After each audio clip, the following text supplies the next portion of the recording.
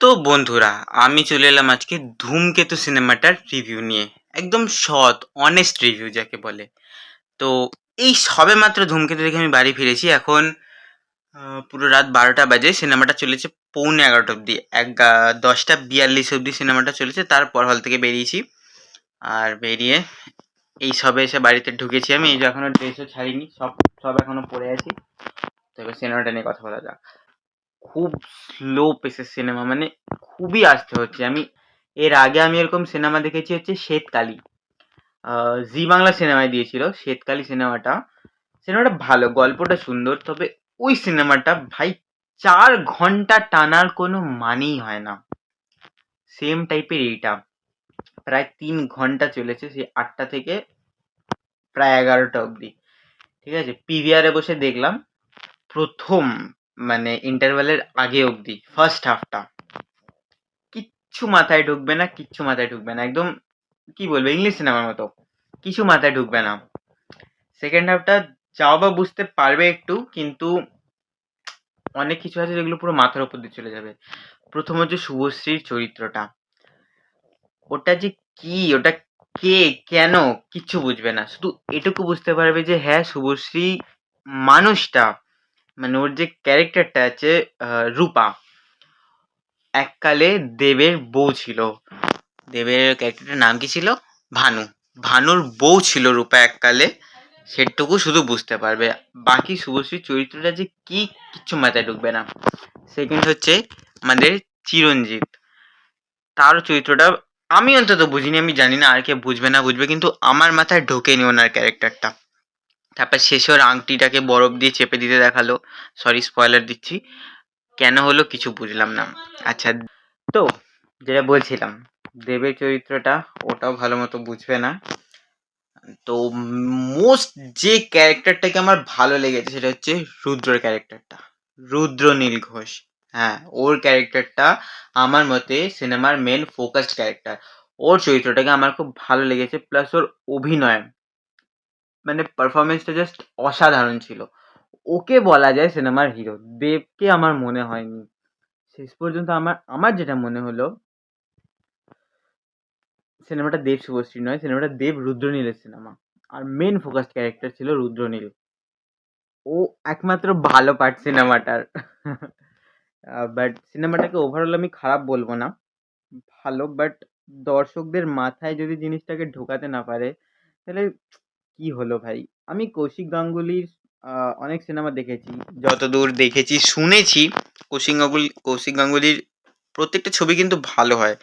Last আমি কৌশিক গাঙ্গুলির যেটা দেখেছি সেটা হচ্ছে অযোগ্য, নন্দনে বসে দেখেছিলাম, আমাদের বুম্বাদার ঋতু কাকিমার সিনেমা। তো ওটা আমি লাস্ট দেখেছি, সেটা আমার ভালো লেগেছিল। কিন্তু এই সিনেমাটা ভাই ঠিক, মানে হলে হলে বসে দেখার মতো সিনেমা আমার মনে হলো না। মানে এমনই ছিল সিনেমাটা যে আমার দিদি আর শুভেন্দুদা তো হল থেকে বেরিয়ে বলছে যে এর থেকে সাইয়ারা দেখলে ভালো হতো। আমি বললাম সাইয়ারা কে দেখে ভাই, তার চেয়ে ওয়ার টু দেখে নিতাম।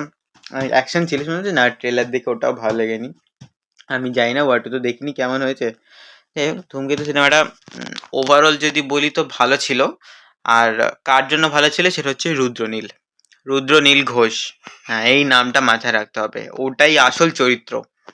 এক একমাত্র ভালো পার্ট বলা যায় ওকে। শুভশ্রীর চরিত্র তোমরা বুঝবে না, আর দেব কি, কেন, এটা শেষে গিয়ে বুঝবে। যে জিনিসটা কেন হলো হয়তো শেষে গিয়ে বুঝবে। এমনকি আমি কৌশিক গাঙ্গুলির একটা ইন্টারভিউ দেখেছিলাম, যেখানেও উনি নিজে বলছেন যে আমার কাজ ছিল গল্পটাকে অসমাপ্ত লেখার, আমার কাজ আমি করে দিয়েছি।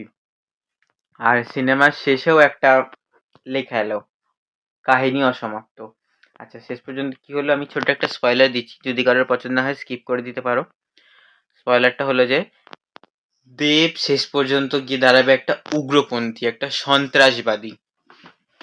ঠিক আছে, ক্যারেক্টারটা ওর মরে যাবে।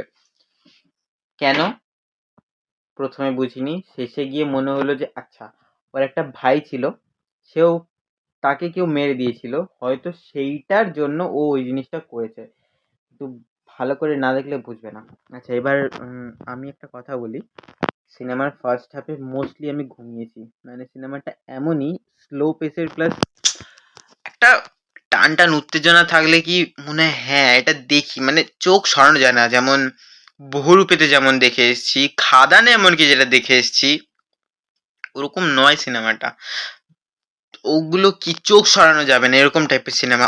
আবার একটা আছে রক্তবীজ 2, কিন্তু এগুলো মানে আলাদা রকমের। আর এই সিনেমাটা ওরকম নয় যে চোখ সরানো যাবে না। হলে বসে দেখাটা আমার মনে হয় ঠিক হবে। আহ, খুব খুব এক্সাইটেড ছিলাম আমি সিনেমাটা দেখার জন্য যে হ্যাঁ দেব শুভশ্রী এবার একসাথে আসছে। 9 বছর আগের সিনেমা, কি হয়েছে না হয়েছে, তার উপর 4 দিনে 10 কোটি প্লাস বক্স অফিস কালেকশন। 4 দিনে 10 কোটি প্লাস, প্রথম দিনে 2, দ্বিতীয় দিনে 5 হয়ে গেল, তৃতীয় দিনে সেটা 7 হয়ে গেল, চতুর্থ দিনে 9 ছাড়িয়ে গেল, আর আজকে মনে হয় 11 ক্রস করে গেল। আই এম নট শিওর, কালকে জানতে পারবো কালেকশনটা। আজকের হয়তো 11 ক্রস করে গেছে, মানে 14, 15, 16, 17, 18, 5 দিনের মধ্যে 11 কোটি প্লাস।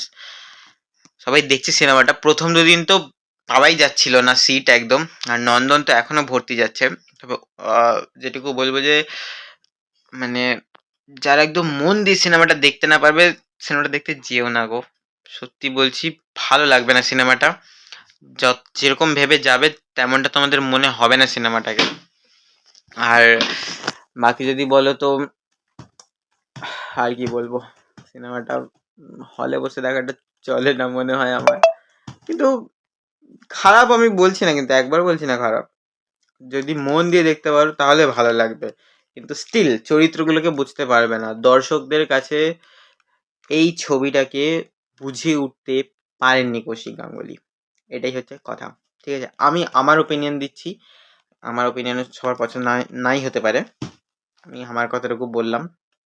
যাই হোক, তো দেব যে মানে কেন কি করলো সেটা শুরু থেকে মাথায় ঢুকবে না। ফার্স্ট হাফটা কিছু বুঝবেন না, সেকেন্ড হাফে বুঝবেন যে ওর একটা ভাই ছিল, সে মরে গেছে। আর একটা সিন আছে, আবার স্পয়লার দিচ্ছি, স্কিপ করে দিতে পারো। একটা সিন আছে যেখানে রুদ্রর মুখে, সারা মুখে একটা স্ট্রবেরি কেক মুখে ঘষে দেবে দেব ওর, আর পুরনো একটা কিছু কথা বলবে যে ওর বাবার ভালো লাগতো বা এরকম কিছু একটা। ওই সিনটা দেখে মনে হচ্ছিল রুদ্রই ওর ভাইকে মেরেছে, সামথিং কিছু একটা, কিন্তু আসলেও সেটা নয়। শেষ পর্যন্ত দেবকে কি দেখালো, একটা সন্ত্রাসবাদী, উগ্রপন্থী। যাই হোক, সেটাও বুঝলাম না যে আসলে ওর ভাইয়ের জন্য করলো কিনা, সেটা গেস করেছি। বাকি আর কিছু বলা নেই আমার, এটুকুই ছিল। তো যারা যারা দেব শুভশ্রীর নামে সিনেমাটা দেখতে যাবে তারা ঠকে যাবে। সিনেমাটা দেব রুদ্রনীলের সিনেমা, দেব শুভশ্রীর সিনেমা নয়। রুদ্রনীলকে যদি দেখতে হয় সিনেমাটা দেখো, ওর ক্যারেক্টারটাকে পছন্দ হবে। ওটা ফোকাসড ক্যারেক্টার। দেব ও নয়, শুভশ্রী ও নয়, ফোকাসড ক্যারেক্টার হচ্ছে রুদ্র। ওর ক্যারেক্টারটাকে পছন্দ হবে। তো চলো, আজকের মতো টাটা। ভিডিওটা অলরেডি 8 মিনিট 56, মানে 9 মিনিট হয়ে গেছে। তো এত লম্বা রিভিউ আমি কোনো সিনেমার দিই না, এটাই দিচ্ছি। অনেক কিছু বলার মনে হলো তাই বললাম, অনেক এক্সট্রা জিনিসও বললাম। ভিডিওটা অনেক লম্বা হয়ে গেল, হয়তো সবার পছন্দ হবে না, কেউ দেখবেও না আমার ভিডিও, তবুও বললাম। আমি আমার নিজের ওপিনিয়নটুকু শেয়ার করলাম। চলো টাটা, গুড নাইট। অনেক রাত হয়েছে, 12টা 15 বাজে। আমি ঘুমাই, হ্যাঁ, টাটা।